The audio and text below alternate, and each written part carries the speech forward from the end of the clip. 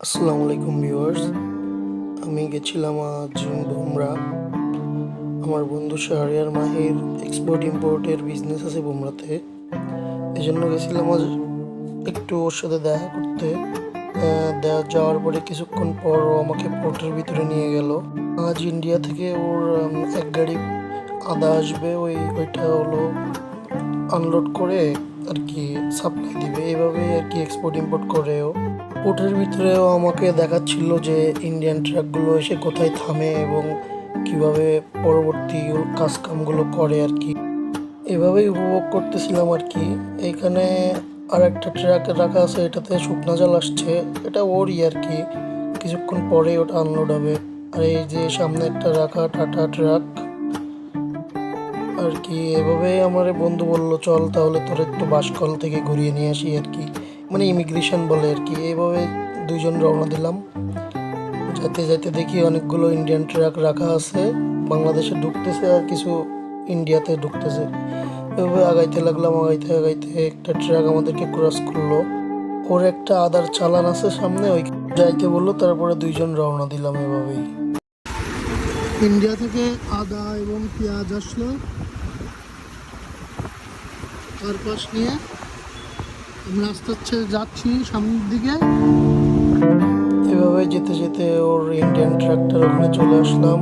ও বলল যে ওর মালের হিসাব নিবে, এভাবেই কথা বললো আর কি। माल है 440 काटा स्लिप दे दो मेरे को।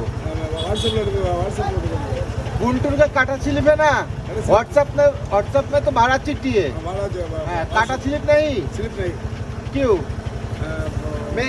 मैं किस बार साइन करते तुमको दूं? मैं साइन तुमको किस बार साइन करके दूं? এভাবেই কথা বলতে লাগলো। আমি একটু সামনে ইমিগ্রেশনে ভিডিও করে নিলাম। তারপরে ওর কথা বলা শেষ হয়ে গেলে ও কার পাস হিসাব বুঝে নেয়। তারপরে আমরা বললাম যে মাহি চল একটু সামনের দিকে আগাইতে লাগে। এভাবে যেতে যেতে আবার ব্যাক করলাম। আমাদের গন্তব্য এবার পোর্টের ভিতরের দিকে। এদিকের ভিতরে অনেকগুলো দেখছেন যে হলো পেঁয়াজের চালান চলে আসছে বাংলাদেশে। অনেকে ভাবে যে হলো ইন্ডিয়া থেকে নাকি পেঁয়াজ আসে না, কিন্তু অ্যাকচুয়ালি এই টাইমটাতে আসতেছে, কোনো বাধা নাই। এভাবেই দুই বন্ধু আস্তে আস্তে আগাইতে লাগলাম পোর্টের দিকে। এরপরে পোর্টের ভিতরে চলে আসলাম। ওর আদার চালান চলে আসার পরে আমি ট্রাকের উপরে উঠে আদার যে স্যাম্পলগুলো আছে এগুলো একটু চেক দিচ্ছিল মায়ের হেল্পারগুলো। এভাবেই আর কি চেক করার পরে স্যাম্পলগুলো ভিডিও করে যে পার্টি আছে পার্টির কাছে পাঠাইলো। এবং এভাবেই আমি একটু ক্যামেরাটা আমার দিয়ে ঘুরিয়ে একটু ভাব নিলাম। তারপরে আবারও একটু ঘুরিয়ে আদার দিকে স্ক্রল করলাম। ইন্ডিয়া থেকে আজ প্রচুর গাড়ি আসছে, সেগুলো আমি একটু স্লো করে ভিডিও করে নিলাম যাতে আপনারা সবাই দেখতে পারেন। ইন্ডিয়া থেকে কয়লা, পেঁয়াজ, পাউডার, আদা, টমেটো সবগুলাই আসে। এই দেখেন সবগুলা পাই টু পাই যেগুলো রাখা আছে সবগুলা কিন্তু ইন্ডিয়ান ট্রাক। এই যে দড়ি গোটাইতেছে নিয়ে একজন ইন্ডিয়ান ড্রাইভার, এবং সেই ইন্ডিয়ান হেল্পারগুলা উপরে তাদের মাল বুঝিয়ে দেওয়ার জন্য তাদের মালিকের ওয়েট করতেছে।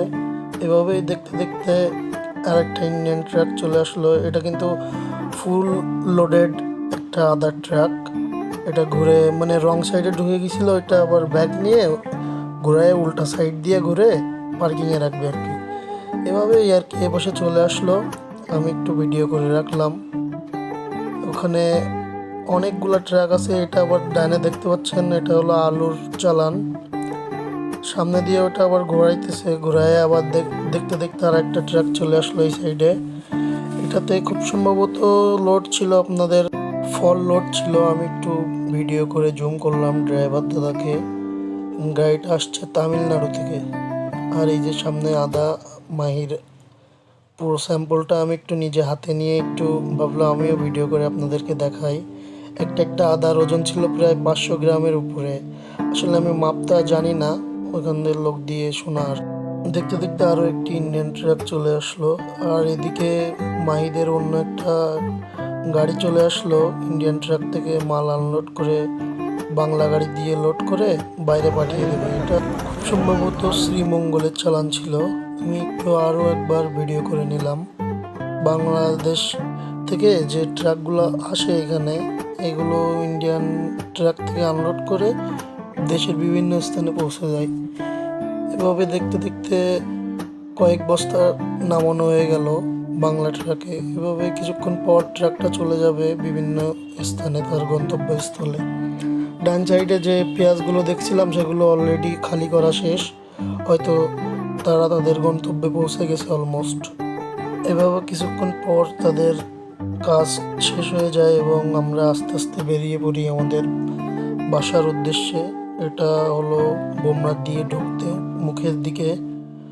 রোডটা জাস্ট ওয়াও ছিল, ওয়েদারটাও সুন্দর ছিল। এভাবে আমরা দুইজন আস্তে আস্তে আগাইতে লাগি।